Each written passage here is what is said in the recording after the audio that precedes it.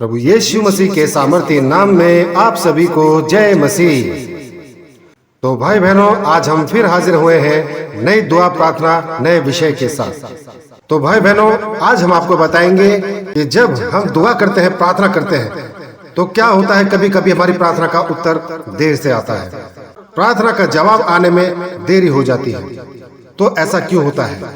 विश्वासी भाइयों के जीवन में ऐसा क्यों होता है कि जब हम दुआ करते हैं, प्रार्थना करते हैं, मिन्नत करते हैं, तो उसका जवाब आने में देर हो जाती है। आज इसी बारे में आपको हम बताएंगे कि परमेश्वर का वचन इस बारे में हमें क्या सिखाता है और हमको क्या हिदायत देता है। हम देखेंगे पवित्र पाक बाइबल में गिनती अध्याय 21 का 5 में परमेश्वर का वचन कहता है, इसलिए वे परमेश्वर के विरुद्ध बात करने लगे और मूसा से कहा, तुम लोग हमको मिस्र से जंगल में मरने के लिए क्यों लाए हो? यहाँ ना तो रोटी है और ना पानी, और हमारे प्राण इस निकम्मी रोटी से दुखित है। तो भाई बहनों, यहाँ पर परमेश्वर के इस वचन पर आप जरा गौर कीजिए। परमेश्वर ने मूसा को चुना इस्राएलियों को मिस्र से निकालने के लिए, क्योंकि मिस्र में इस्राएलियों के ऊपर बहुत ज्यादा अत्याचार हो रहे थे। उनको गुलाम बनाया जा रहा था, उनसे तरह तरह के गलत कार्य करवाए जा रहे थे। तो ये उनके ऊपर अत्याचार था, इसलिए परमेश्वर ने मूसा को चुना। तो परमेश्वर ने मूसा के द्वारा इस्राएलियों को मिस्र से बाहर निकलवाया, ताकि उनके दुख दर्द से और मिस्रियों की गुलामी से इस्राएलियों को आजादी मिल सके। इसलिए परमेश्वर ने मूसा को चुना और मूसा के द्वारा अगुवाई की, सारे इस्राएलियों को मिस्र से बाहर निकाला। और हुआ क्या, कुछ टाइम के बाद में जब ये मार्ग में चल रहे थे, तब ये लोग, सभी लोग जो गुलाम थे, इस्राएली लोग, ये लोग मूसा पे बुड़बुड़ाने लगे, कुड़कुड़ाने लगे, चीखने लगे, चिल्लाने लगे, कोसने लगे। जैसे ही इनको रोटी पानी के लिए, किसी भी चीज के लिए देर होती थी, तो ये मूसा पर चिल्लाते थे, कुड़कुड़ाते थे, दोष लगाते थे, परमेश्वर के अगेंस्ट बोलते थे, नाराज होने लगे, बुड़बुड़ाने लगे और कहने लगे कि तू हमें ये कहां लेकर आ गया जंगलों में? इससे बढ़िया तो हम मिस्र की गुलामी में थे।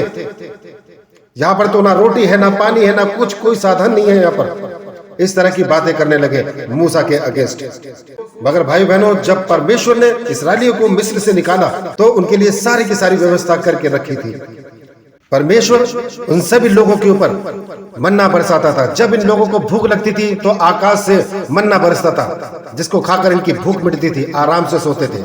लेकिन वही जो इंसानी नेचर है, इंसानी फितरत है, कुछ टाइम के बाद ये बोर हो गए मन्ना खा खा के।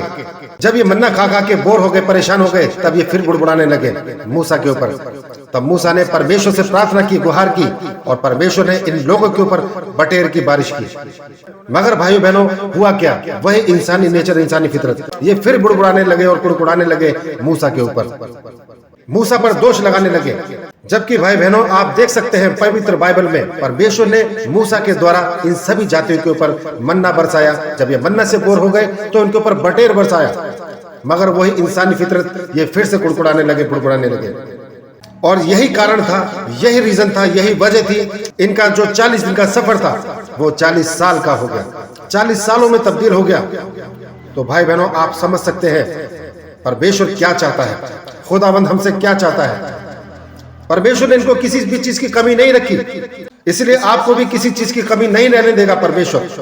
मगर आपको स्थिर बने रहना है, क्योंकि यहाँ पे आप देख रहे हैं परमेश्वर ने उनको राह में, रास्ते में सारी चीजें प्रोवाइड करवाई, जो जो वो चाहते थे वो सब उनको प्रोवाइड करवाया। मगर ये लोग बुड़बुड़ाने लगे, कुड़कुड़ाने लगे, तब भी इनको शांति नहीं मिली। इनको चाहिए था कि परमेश्वर का धन्यवाद करते, क्योंकि इनको कोई कमी नहीं थी रास्ते में। अगर ये परमेश्वर का धन्यवाद करते, तो ये 40 दिन के अंदर इस्राएल के अंदर पहुंच जाते, दाखिल हो जाते। मगर इन्होंने अपने कार्य की वजह से, अपने करतूतों की वजह से परमेश्वर को नाराज किया, और इनका 40 दिन का सफर 40 सालों में तब्दील हो गया। तो भाई बहनों, इस वचन से, शक्तिशाली वचन से हम ये सीखते हैं कि अगर हम दुआ करते हैं, प्रार्थना करते हैं, किसी भी कार्य के लिए, परिवार के लिए, किसी बीमारी के लिए, किसी दुखी इंसान के लिए, या अपने लिए, कोई भी कार्य के लिए हम प्रार्थना करते हैं, दुआ करते हैं परमेश्वर के नजदीक जाकर, तो हमको संयम और दृढ़ता के साथ बने रहना है। हमें विश्वास करना है कि खुदावन तो मुझे इस राह में कोई कमी होने नहीं देगा, भले ही थोड़ा समय लगे, लेकिन मेरे लिए कार्य जरूर पूरा होगा। इस तरह आपने धन्यवाद करना है, क्योंकि कोई भी कार्य, दुनियावी कार्य, सांसारिक कार्य आपके लिए रुकावट है, तो वो थोड़ी देर के लिए रुकावट जरूर हो सकता है, लेकिन उसके द्वारा आपको परेशानी कभी नहीं होगी और आप उसके ऊपर विजय हासिल करेंगे, क्योंकि आपने उसके लिए प्रार्थना की है और परमेश्वर का धन्यवाद बराबर निरंतर कर रहे हैं। इसलिए हमें परमेश्वर का धन्यवाद करना है। धन्यवाद के साथ ही हमने दुआ, प्रार्थना, विनती, इबादत करनी है परमेश्वर के नजदीक जाकर। प्रभु यीशु मसीह आपकी हर एक प्रार्थना और हर एक मनोकामना को पूरी करेगा। विश्वास को बनाए रखिए और दृढ़ता में और संयम में बने रहिए। तो भाई बहनों, धन्यवाद करते हैं आपने यहाँ तक इस सब्जेक्ट को सुना। इस विषय को, इस वीडियो को ज्यादा से ज्यादा मात्रा में शेयर कीजिए, ताकि लोगों तक परमेश्वर का पवित्र पाक शक्तिशाली वचन पहुंचने पाए और आशीष और ब्लेसिंग्स उनको भी हासिल होने पाए। तो भाई बहनों, धन्यवाद करते हैं इस सब्जेक्ट में, इस कंटेंट में बस इतना ही। कल फिर हाजिर होंगे नई दुआ, नई प्रार्थना के साथ। तब तक के लिए आप सभी भाई बहनों को हमारा जय मसीह।